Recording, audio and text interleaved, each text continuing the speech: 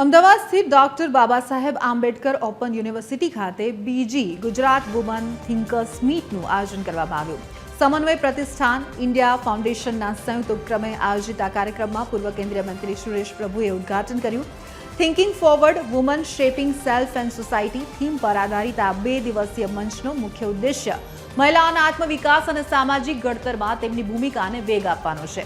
આ સંમેલનમાં દેશ વિદેશના શિક્ષણવિદો, ઉદ્યોગ સાહસિકો અને સામાજિક કાર્યકર્તાઓ એકત્રિત થઈ પેનલ ચર્ચા થકી મહિલાઓની ભાગીદારી મજબૂત કરવા પર ભાર મૂકશે। આ આયોજન આધુનિક યુગમાં મહિલા વિચારોને નવી ક્ષિતિજો પૂરી પાડશે।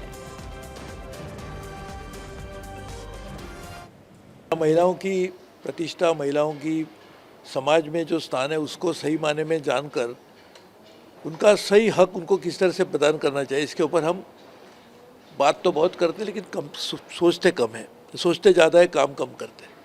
तो इसलिए आज का जो कार्यक्रम है वो महिलाओं की सिर्फ महिलाओं की समस्या नहीं तो महिलाओं के नज़रिया से समाज की तरफ किस तरह से देखा जाए, आप ये बिल्कुल आवश्यक है। सामाजिक समस्या तो वही है, कुछ हम हमारी नज़रों से देखेंगे पुरुष के नाते तो अलग दिखाई देता है, महिला देखेगी तो उसका एक अलग उसको अंदाज होता है। तो महिलाओं पासेथी राष्ट्रना उत्थान माटे तथा आवतीकाल माटे ज्यारे આપણે 2047 વિકસિત ભારતની વાત કરીએ છીએ ત્યારે તેઓ પાસેથી ખૂબ મોટી અપેક્ષાઓ છે।